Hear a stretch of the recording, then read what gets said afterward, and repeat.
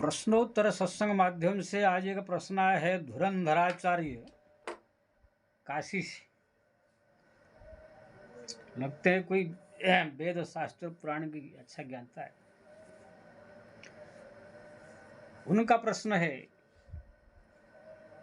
कि महाराज शास्त्र में लिखा है कि अवश्य में भुक्तव्यम कृतम कर्मम शुभाशुभम। जो कर्म किया है उसको फल भोगना पड़ता है। अगर नाम जप से सब क्रियमाण प्रारब्ध संचित सब कर्म कट जाएंगे तो फिर ये श्लोक मिथ्या नहीं हो जाएगा।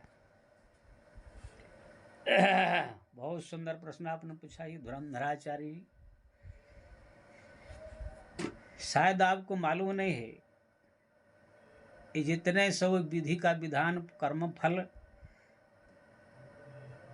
जो घटित तो होने वाला जीवन में पाप पुण्य का भोग ये सब बनाने वाले ब्रह्मा जी है और जमराज जी है। ब्रह्मा जी जो है सृष्टि किए हैं, सबके कपाल में क्या होना है क्या होना है उसको लिखते हैं। कपाल लिखितम भाग्यम निंद्या निंद्यम सुहास्मम साधितम विधिनाम सर्वम गढ़हस्तेन कर्मणा।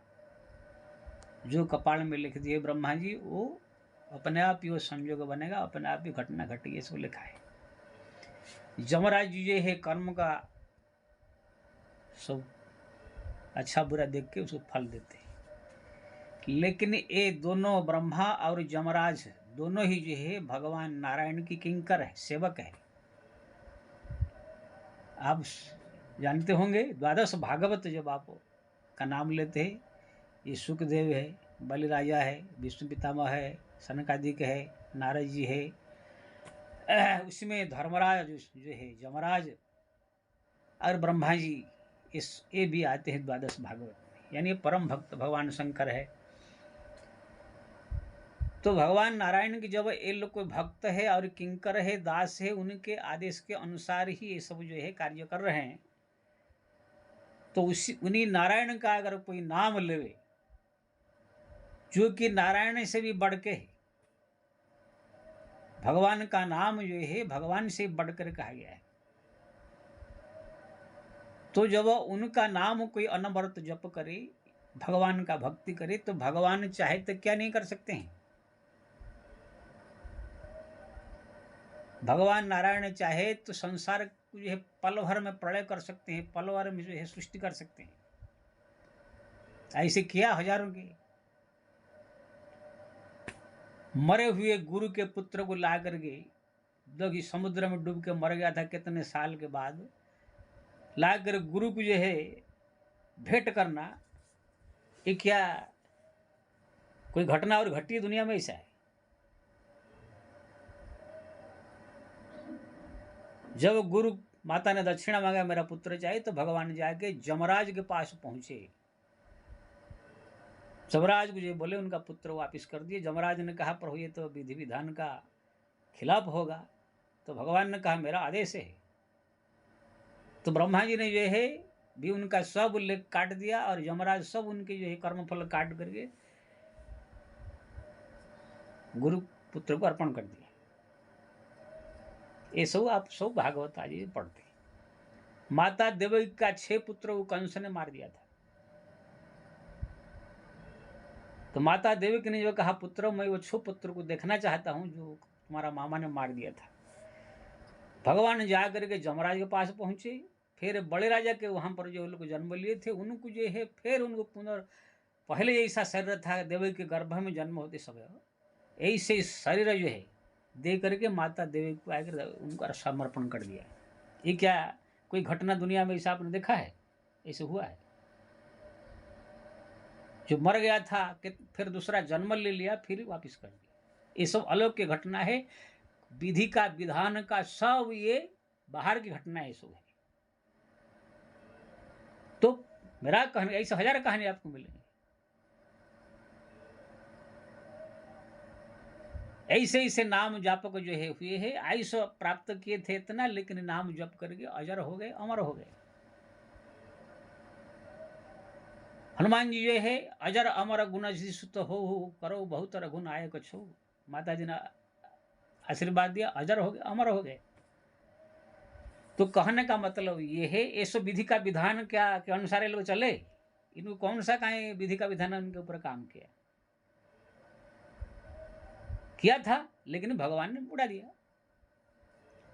तो कहने का मतलब ये है, भगवान का नाम जप जो करता है, नाम लेता है, वो भगवान से बढ़कर के नाम होने के कारण भगवान जब प्रसन्न होते हैं कोई भक्त के ऊपर, उनका सब कपाल का लेख मिट जाता है। और लिखा है तुलसीदास रामायण में, मंत्र महामणि विषय ब्याल के मेट तक कठिन कु अंक भाल के।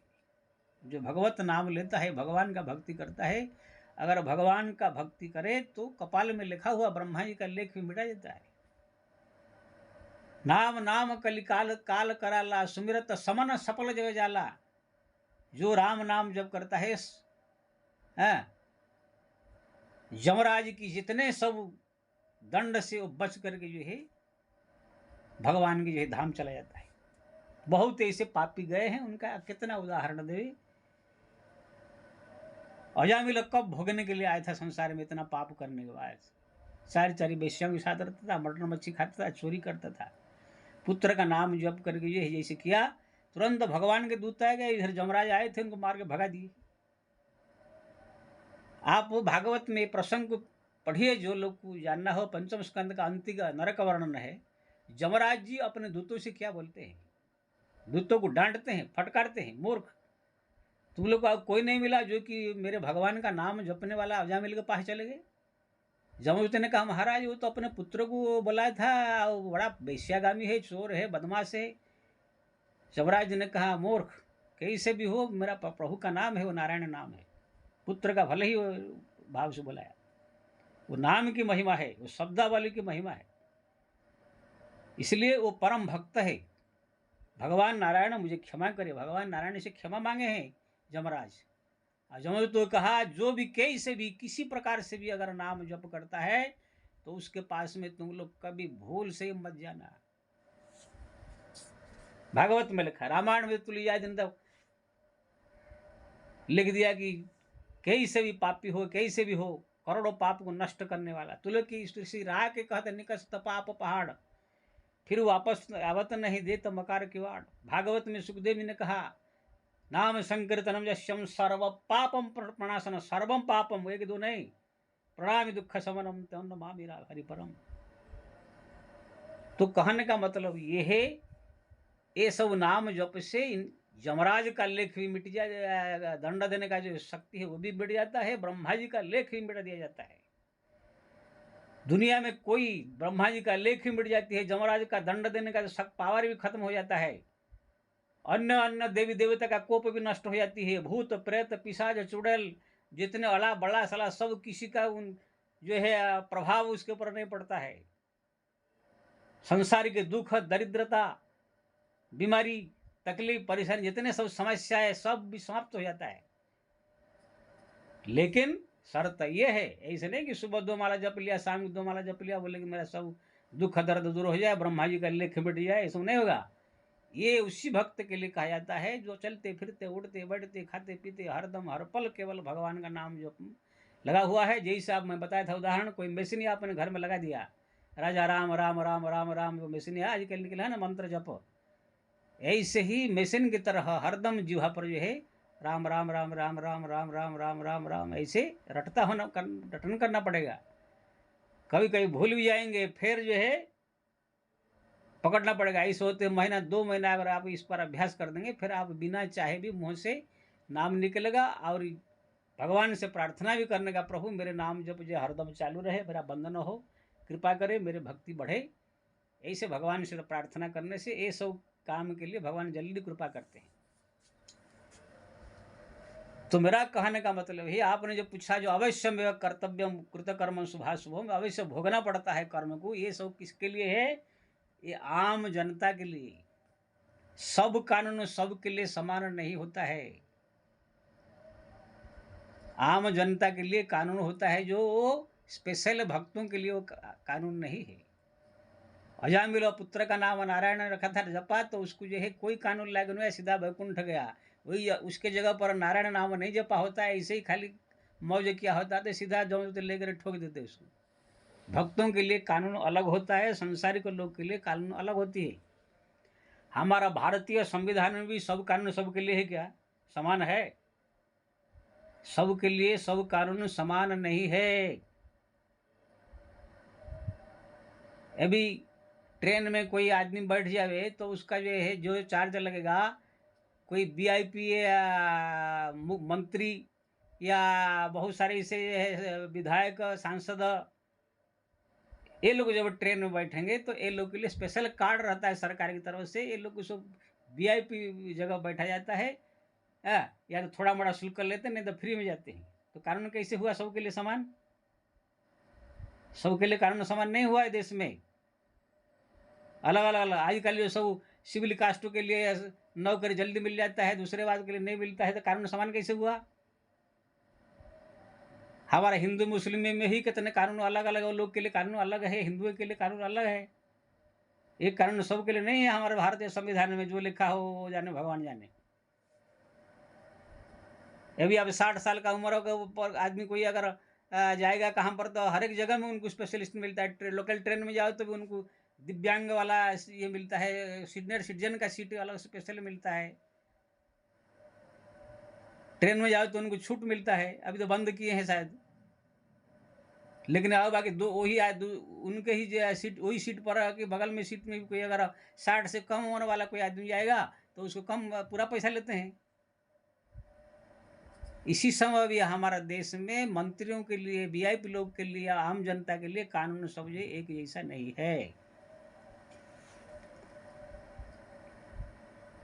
अभी कोई अपराध करेगा, कितना बड़ा कोई अपराध कर देगा तो पुलिस आएगा, आम जनता के लिए छोटा हो को हो वो पुलिस पकड़ के ले जाएगा, उसका अधिकार है। लेकिन वही अगर अपराध कोई राज्यपाल, राष्ट्रपति, मुख्यमंत्री से हो जाए तो उनको तुरंत अधिकार करने का आदेश नहीं है, ये क्या बोलते गिरफ्तार करने का आदेश नहीं है। उसके लिए बहुत सारे प्रोसेस है, उस कानूनी प्रोसेस उसी प्रोसेस के अनुसार जो है उनको गिरफ्तार किया जा सकता है। जब तो राज्यपाल रूप में है तब तो राज्यपाल को गिरफ्तार नहीं होगा। उनको पहले राज्यपाल वो पहले इस्तीफा देगा, इस्तीफा दे करके आम जनता जैसे वो स्थिति में आएंगे तब जा करके उनको गिरफ्तारी होगी। ऐसे नहीं कि राज्यपाल पद पे है वो पुलिस जाकर पहुंच जाएगा, राज्यपाल को गिरफ्तार कर देगा, राष्ट्रपति पद पे है कोई राष्ट्रपति को गिरफ्तार कर देगा, ऐसा नहीं होता है। उस प्रोसेस है, वो लोग राष्ट्रपति पद से इस्तीफा देंगे, फिर वो आम जनता जैसे बनेंगे तब पुलिस पकड़ सकता है। ऐसे बहुत सारे कानून जो है हमारे देश से सबके लिए नहीं है। ऐसे ही भगवान के भी दरबार में, शास्त्र में भी ऐसे अलग अलग लोगों के लिए अलग अलग कानून है। आप जो है ये सो ज्ञान का रहस्य तो जानते नहीं है, सबको एक ही में लपट लेते हैं लोग सब जो है। ये भी हमारे जो है जो साधु संत बनते हैं उनके लिए जो है शौच जाने के बाद जो है कैसे लघु शंका करे तो पानी में धोना चाहिए, बाथरूम जाए तो बाथरूम संडास करने के बाद 3 बार ये हाथ में मिट्टी, 3 बार ये हाथ में मिट्टी, गोड़ों में 3 बार, 7 बार, फिर जो दोनों हाथ में 7 बार ये मिट्टी फिट्टी साबुन फाबुन लगा के धोने के लिए कहा गया है। बाथरूम जाने के बाद स्नान करना, ये करना, बड़े कानून बताया गया है सब स्वस्थ शरीर वालों के लिए। लेकिन वो जो बुढ़ा बुजुर्ग हो 80 साल का, चल नहीं पा रहा है, उठ नहीं पा रहा है, उनके लिए वही शास्त्र ने कह दिया इनके लिए इतना कानून पालने की जरूरत नहीं है। खाली जो है बाथरूम गए या कहते खाली स्नान कर लेना ही बहुत है। तो कहने का मतलब ये है सब नियम सब कानून सब लोग के लिए नहीं होता है। ये जो अवश्य में भोक्तव्यम कृतम कर्म स्वाहा शुभम, जो सब भोगना ही पड़ेगा जो करते हैं, ये जो एकदम आम जनता है जो कोई भक्ति नहीं, पूजा नहीं, पाठ नहीं, जप नहीं, तप नहीं, तीर्थ नहीं, धाम नहीं, कुछ नहीं करता है, खाली खा पी करके अपना ऋणम कृतम घृतम पिबेत जावत जीवन सुखम जीवेत। जैसे हमारे जो है कणाद का ना क्या बोलते हैं उसको, चारबाग जो है कोई एक था नास्तिक, उनके वचन के अनुसार चलते वो लोग को जो है जमराज जी कहते हैं कि इसको पकड़ पकड़ पिटाई करके ले आओ। भागवत में जमराज जी खुद कहते जम तुम लेकिन खुद फिर यमराज जी कहते जो राम नाम जपता है, हरि नाम जपता है, भक्ति करता है, पूजा करता है, तीर्थ करता है, धाम करता है, जब तब करता है, उनकी ओर भूल से मत देखो। तो ये सब जो है शास्त्र पहले पढ़िया से पढ़िए, धुरंधरा आचार्य खाली हो गए तो हो जाने थोड़ी हो जाता है। बढ़िया से उसको समझना चाहिए, खाली श्लोक को रट लिया बात दूसरे सामने बोल लिया ऐसे नहीं होता है। उसको बढ़िया से समझो, ये करो, लेकिन समझ में नहीं आएगा क्यों ना नाम जब तक नहीं करोगे इसमें शास्त्र भी समझ में नहीं आता है। इसलिए हर एक कानून हर एक के ऊपर लागू नहीं होता है। भक्तों के लिए दुनिया का कोई कानून लागू नहीं है। ब्रह्मा जी का कानून नहीं, यमराज का कानून नहीं, ना कोई देवी देवता का कानून है। नारद जी को अभिशाप दिया था दक्ष प्रजापति ने कि तुम एक 2-4 मिनट कहाँ ठहर नहीं सकते हो, लेकिन यही थे ध्यान करने बैठे भगवान का नाम लेने के लिए, तपस्या करने, सुमिरत हरि ही सर्वगतिवाधी है, सहज विमल मर नागी समाधि, समाधि में बैठ गए। कहाँ गया अभिशाप? दक्ष प्रजापति का कट गया कि नहीं? भक्तों के लिए किसी का ना अभिशाप काम करता है, ना किसी का वरदान, कुछ नहीं काम करता है। होलिका को वरदान मिला था शंकर जी का, अग्नि में जलेगा नहीं, लेकिन जैसे प्रहलाद गोल मिल लेकर बैठाई तो प्रहलाद बच गए, होलिका जल गई, वरदान कहाँ गया? भगवान के भक्तों के लिए ना किसी का अभिशाप जो है नुकसान कर सकता है, ना किसी का वरदान नुकसान कर सकता है। वो सबसे परे होते हैं जो हरि नाम जप में लग जाते हैं, किसी का कानून लागू नहीं होता है। इसलिए ये बात को बढ़िया समझ करके, ये शास्त्र मास्त्र थोड़ा बड़ा पढ़ करके ज्ञानी मत बनिए सब।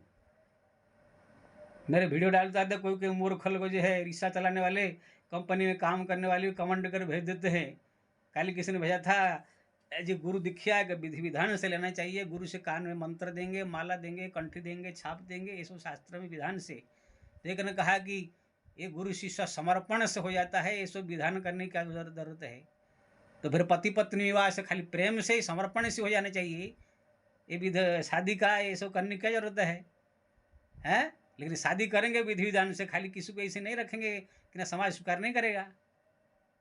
कोई लड़का लड़की बोलेगा हम दोनों के समर्पण है, शादी की जरूरत नहीं है, तो हो जाएगा।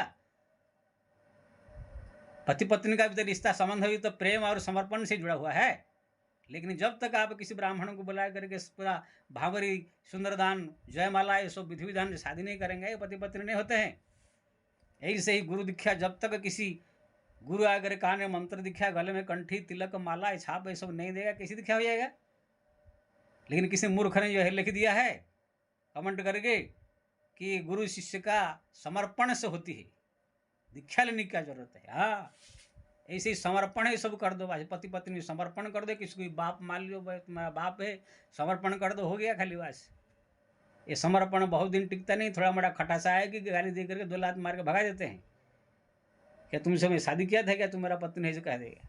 इसलिए हर एक चीज रीति रिवाज नियम सब शास्त्र से के अनुसार करना चाहिए।